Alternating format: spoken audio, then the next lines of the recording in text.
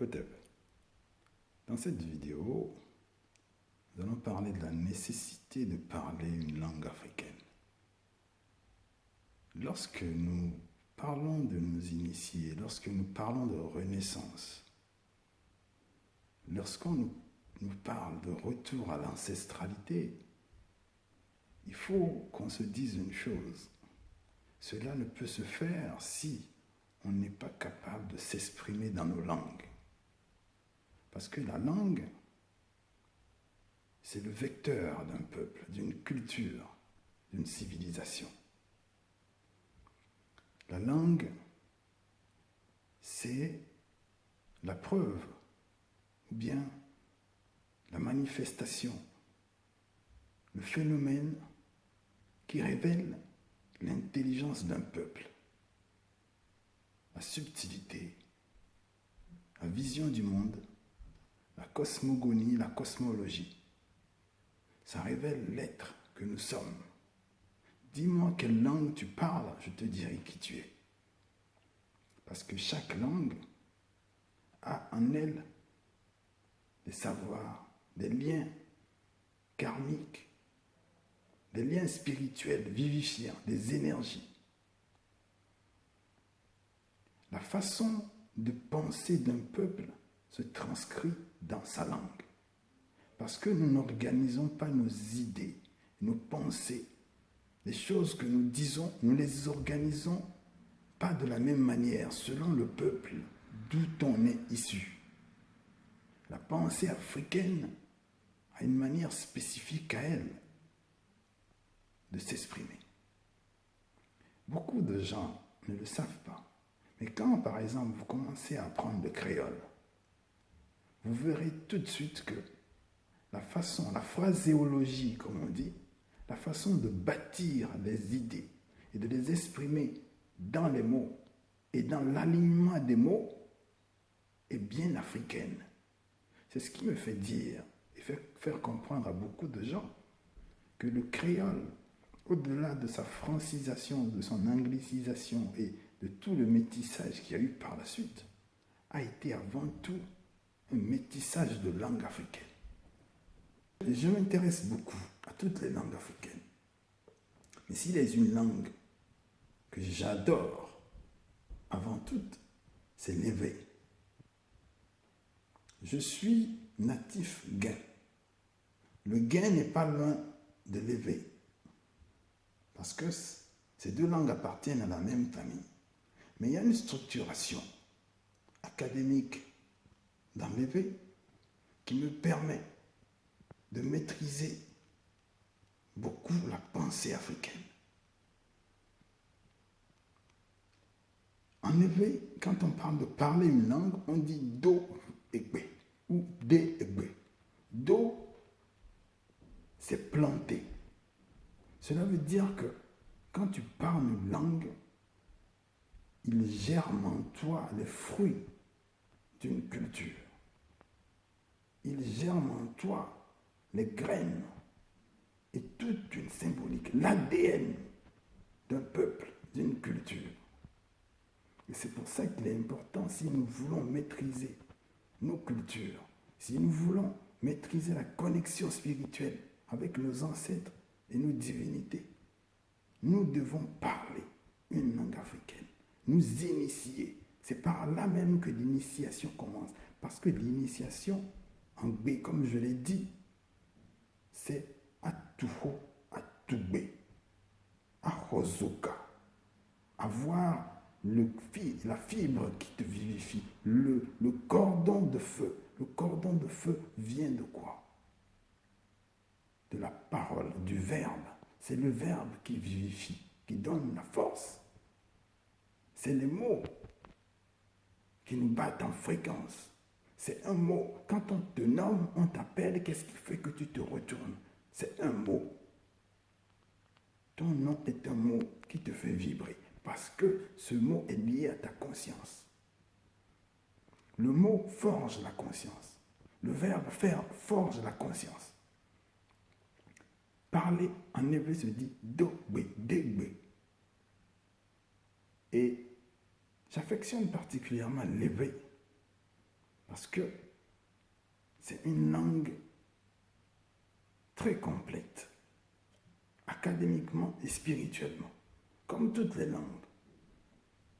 Mais pourquoi celle-ci? Parce qu'il y a déjà un corpus, une étude, un travail qui a été fait et qui permet de s'en servir et aller comprendre d'autres langues.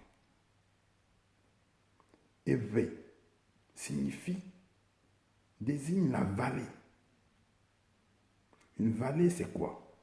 Une vallée, c'est une dépression géographique, généralement de forme allongée et façonnée dans le relief par un cours d'eau. Je parlais tout à l'heure de l'initiation, l'eau qui coule, le Nil qui coule. La vallée du Nil était une vallée initiatique. La vallée, c'est là où tout a commencé. C'est dans la vallée que l'homme s'est développé. La vallée est le premier laboratoire humain. Là où tout est venu à la civilisation. Là où l'homme a fourbi ses armes qui lui ont donné cette place qu'il occupe aujourd'hui dans l'univers, dans la création. Ewe désigne également les plantes, les herbes aux vertus mystico-pharmacopiques de nos traditions. Ewe, c'est aussi la fréquence d'énergie, le canal lumineux de veille par lequel on atteint l'élévation. Lorsqu'on allume une bougie,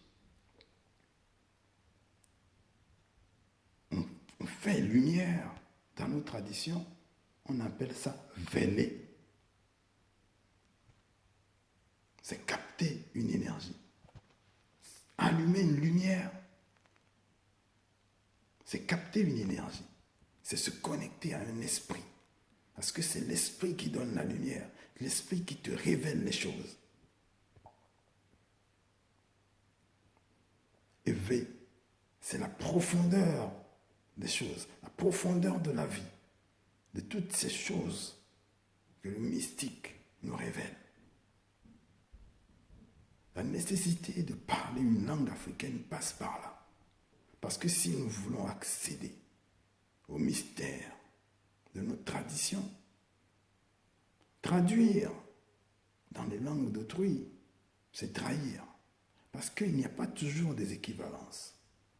Et c'est ce qui fait que parfois les gens, lorsqu'on leur parle, ils ont du mal à comprendre.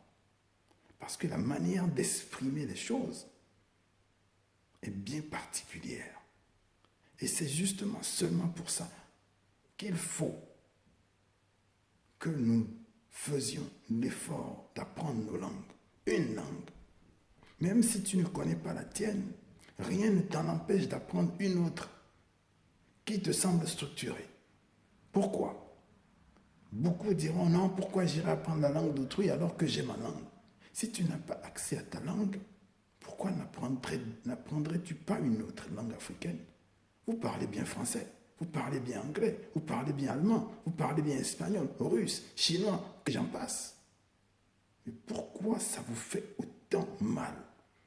Pourquoi ça frôle vos égaux d'apprendre une langue africaine qui n'est peut-être pas la vôtre, mais qui peut vous apporter et vous libérer? C'est là la question.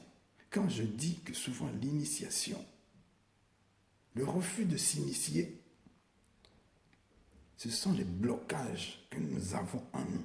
Ces blocages qui nous viennent de l'aliénation. Le refus d'apprendre sa langue.